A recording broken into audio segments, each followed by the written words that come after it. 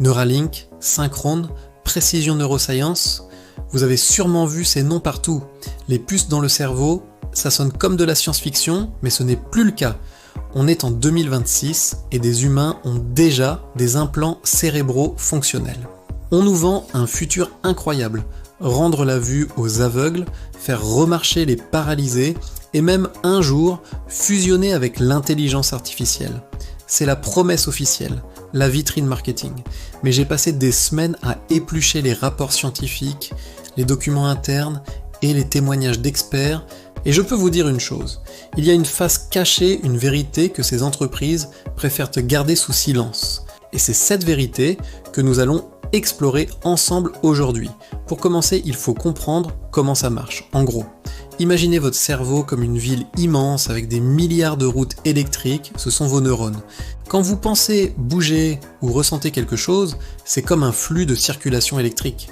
Les implants, comme Neuralink, sont des dispositifs ultra sophistiqués, avec des milliers de micro-électrodes plus fines qu'un cheveu.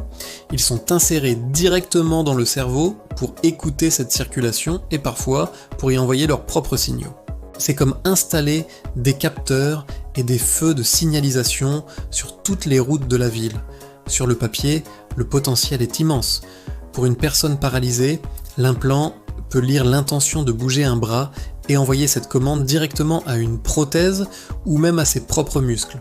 C'est ce que fait Synchrone avec son implant Stentrode qui est moins invasif car il passe par les vaisseaux sanguins. C'est une révolution médicale, c'est indéniable. Mais là où ça devient plus complexe, c'est quand on quitte le domaine purement médical pour aller vers l'amélioration humaine. C'est le but affiché par Elon Musk pour Neuralink. Et c'est là que les questions dérangeantes commencent. Première question, la sécurité. On parle de connecter l'organe le plus complexe et le plus privé de l'univers, notre cerveau, à des ordinateurs et à Internet. Vous sécurisez votre téléphone avec un mot de passe, mais comment sécurise-t-on une pensée ? Les experts en cybersécurité parlent déjà de brain hacking, ou piratage neuronal. Imaginez un pirate informatique capable non seulement de voler vos données bancaires, mais aussi de lire vos souvenirs, d'influencer vos décisions, ou pire, de prendre le contrôle de vos mouvements. Ça semble fou, mais techniquement, si on peut envoyer des signaux pour contrôler un bras robotique, qu'est-ce qui empêche d'envoyer un signal non désiré ? Les protocoles de sécurité actuels ne sont absolument pas prêts pour ce genre de menace. Deuxième point, encore plus philosophique, l'identité. Qui êtes-vous ? Vous êtes la somme de vos souvenirs, de vos émotions, de votre personnalité. Que se passe-t-il si un implant commence à modifier subtilement ces éléments ? On a déjà vu dans les premières études sur la stimulation cérébrale profonde pour Parkinson que certains patients rapportaient des changements de personnalité devenant plus impulsifs ou apathiques. Avec des implants capables d'écrire de l'information dans le cerveau, où se situe la frontière entre vous et la machine ? Si vous pouvez télécharger une compétence, comme jouer du piano, est-ce vraiment vous qui savez jouer ? Ou si une mise à jour logicielle de votre implant corrige un défaut de votre personnalité, comme la timidité, êtes-vous encore la même personne ? On touche à la définition même de l'être humain. Ces entreprises vendent une amélioration, mais le risque c'est une dissolution de l'identité. Et enfin le troisième point, le plus inquiétant peut-être, le contrôle social. Imaginez un monde où ces implants ne sont plus seulement médicaux, mais deviennent la norme. Pour avoir un bon travail, pour être accepté en société, il faudra être augmenté.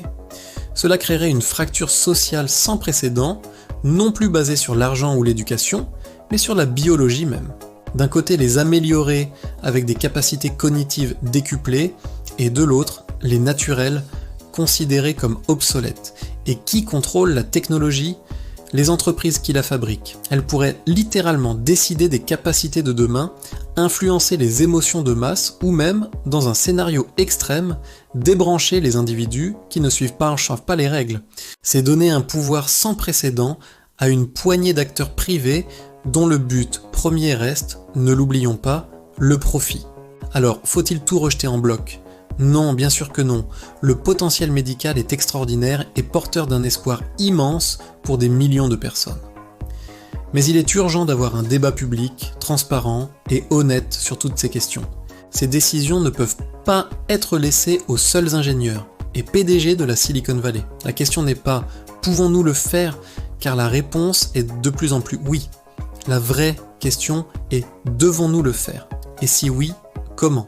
Avec quelles règles? Quelles limites? Quelle éthique?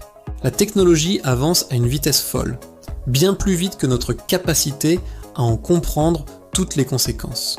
Ne soyons pas de simples spectateurs. Merci d'avoir regardé cette vidéo jusqu'au bout. C'est un sujet complexe, et votre avis m'intéresse énormément. Dites-moi dans les commentaires ce que vous en pensez. Est-ce une avancée formidable ou une porte ouverte à des dérives dangereuses? Si ce genre d'analyse vous plaît, n'hésitez pas à vous abonner pour ne pas manquer les prochaines. À très bientôt.